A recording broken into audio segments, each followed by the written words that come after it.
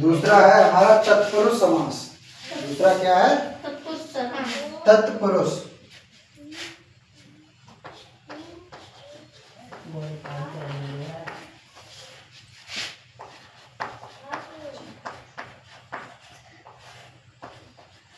दूसरे समास का नाम क्या है? तत्पुरुष समास। तत्पुरुष समास।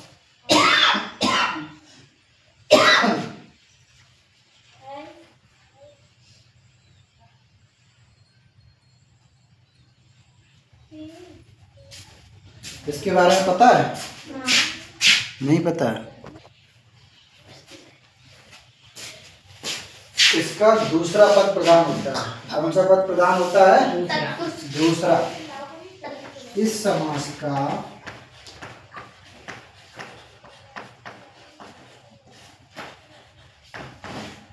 दूसरा पद प्रधान होता है।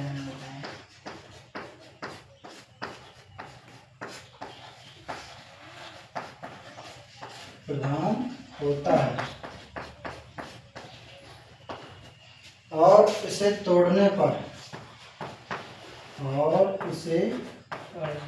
तोड़ने या विग्रह करने पर, ठीक, विग्रह करने पर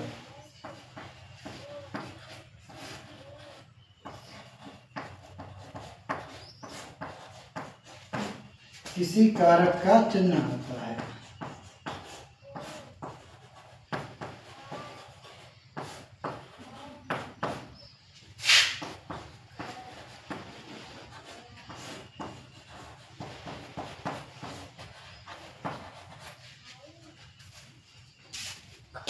करो नोट।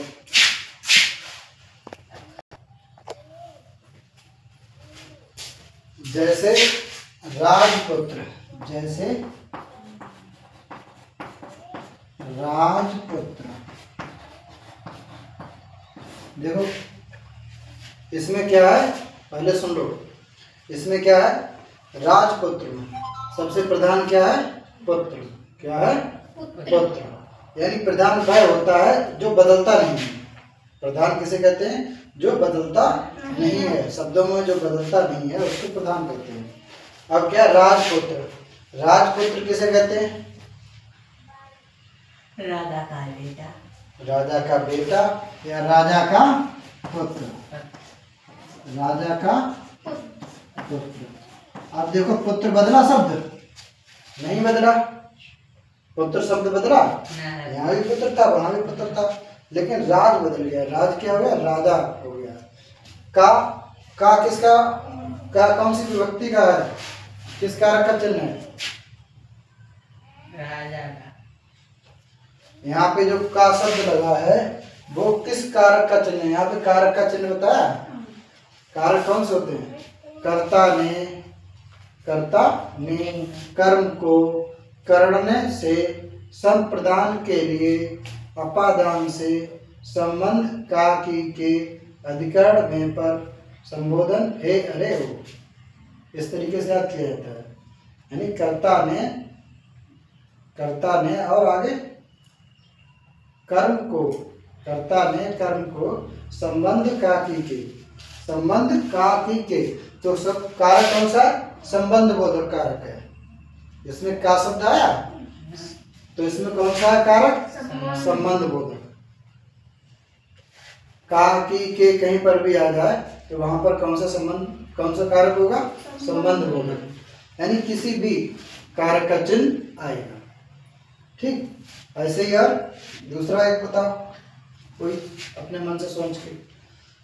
जैसे उदाहरण में रामकुमार, राजकुमार। तो राजा का पत्र वही हो गया राजकुमार। दूसरा बताओ। हाँ दूसरा सोच के बताओ। बताओ, अपने दिमाग लगाओ।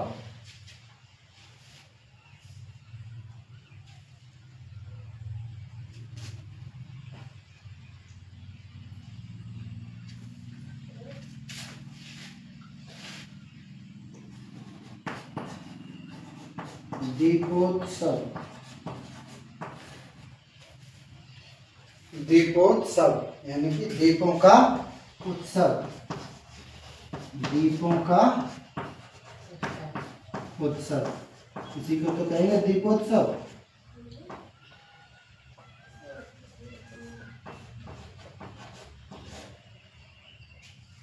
सही, और समझ में आया। तत्पुरुष समास में दूसरा पद प्रधान होता है, समझ लो। तत्पुरुष प्रधान में कौन सा पद प्रधान होता है? दूसरा। और इसको तोड़ने पर किसी कारक का चिन्ह आता है। किसका चिन्ह आता है? कारक कारक का। ठीक है, चलो नोट करो।